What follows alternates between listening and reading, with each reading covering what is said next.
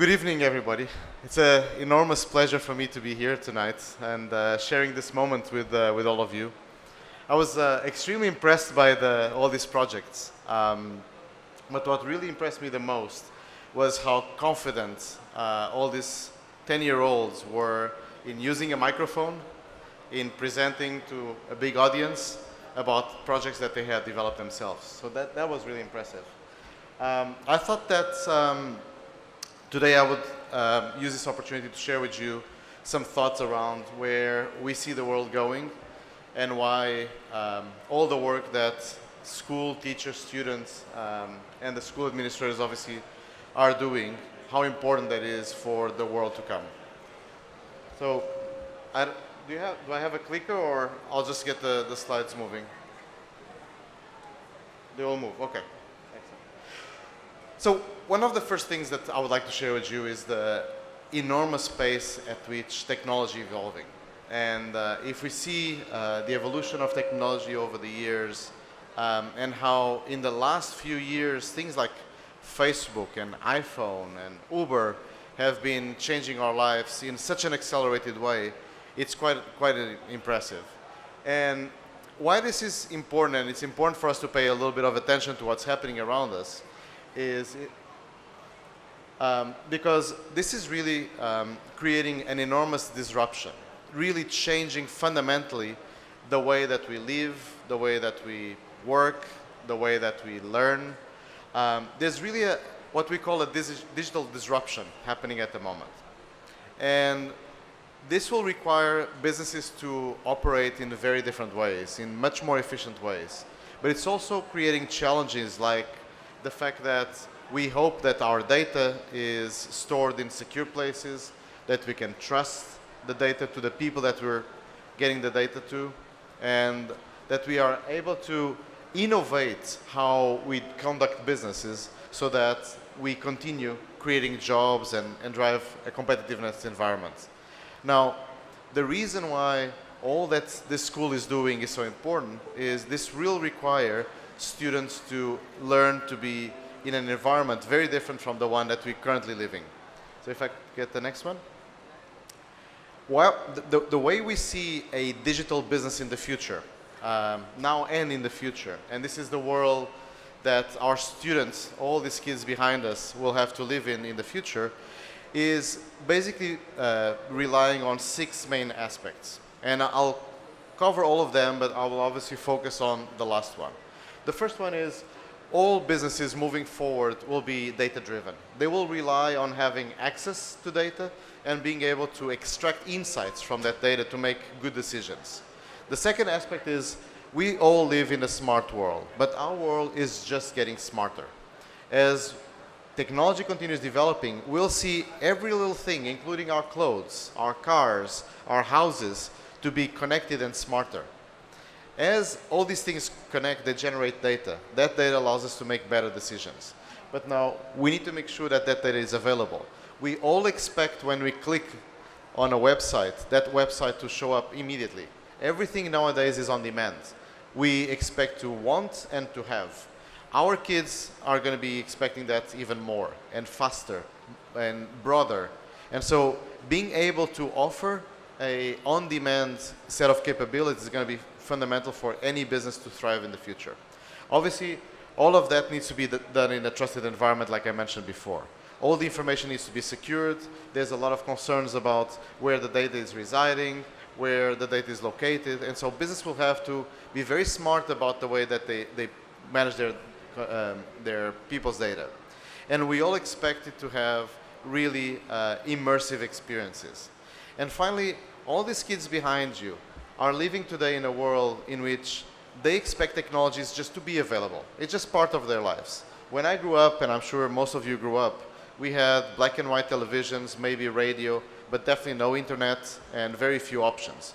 Kids nowadays expect options. But they expect options not just in terms of technology, but also in the way that they work. So what we're seeing based on some of the research that we've been doing is that the majority of what we call millennials, so all the people that are now starting to get into the workplace and all the kids that we have in our school today, most of them don't want to work for large corporations. They want flexible environments. They want startups. They want to explore. They want to innovate. And that's creating a lot of changes in the way that business operates in the future. So what we're seeing is that there's three basic expectations of all our youngsters. One of them is to be able to innovate, to be able to create, not just consume what we're given, but be able to actually take what we're given and innovate on top of that. The second aspect is we expect everything to be fast. And I don't know how you were when you were kids, but things were quite slow when I was a kid, right?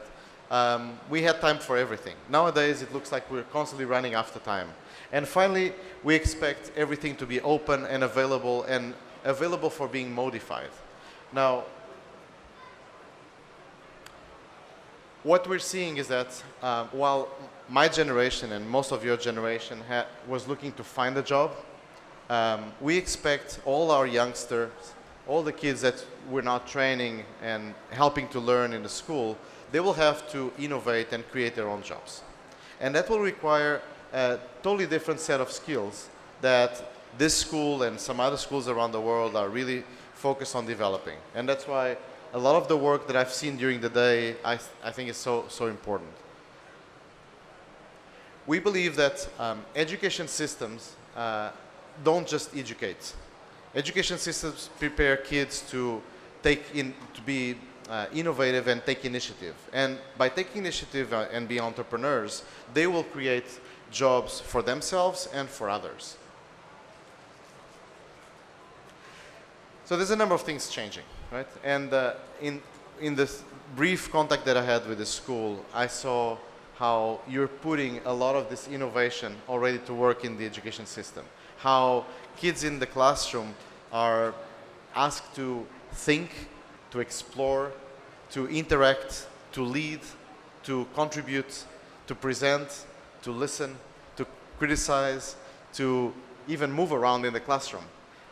One of the clear signs that a classroom is really taking the next step is that kids no longer look at other kids' backs.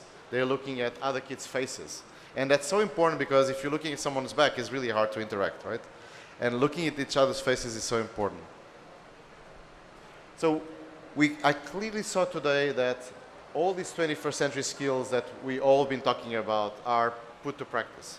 Now, we see a next wave of skills that we'll have to develop for the next few years. And some of them are summarized. I'm obviously not going to go through all the details for the sake of time. But some of the new trends that we're seeing is offering more immersive opportunities through virtual reality. We're seeing schools more and more adapting environments where kids can actually create quite sophisticated pieces of technology and new products. And we have been trying to support all these initiatives. And myself and Mahmoud and some of our other colleagues being here today is a clear demonstration that we're very keen to support you in all that you're trying to achieve. Not just from a technological perspective, but also from a research perspective, collaborating with partners like CTS and Classera in making sure that you get the best of all worlds into providing these new experiences for your kids. So the question now is, how do we move from a fully connected world, and we clearly see that kids are connected in the classroom, to a fully engaged world? So we believe that engagement is really what allows a deeper learning. And I saw that clearly happening today in the school. And that's why I just wanted to reinforce the concept that you are clearly engaging students in developing their own learning. Now, where we believe that the future of learning is really learning adapting to where we are. And that's what we commonly describe as adaptive learning.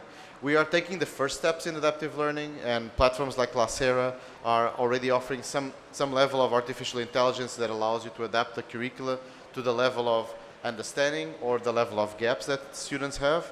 We believe that this will increase exponentially as we move into time. We believe that engagement will happen throughout the whole day of a youngster. At home, inside the school, outside the school, in between home and the school, and beyond school as part of their long life learning. We imagine a world where if the flipped classroom is not an experiment, but the way that we learn, in which we have time on our own to acquire some level of knowledge, and then come to the classroom to socialize that knowledge, to practice that knowledge, to develop and enhance that knowledge. So seeing what this group of schools is doing is really impressive, because a lot of what I wanted to share with you is actually already happening in the school.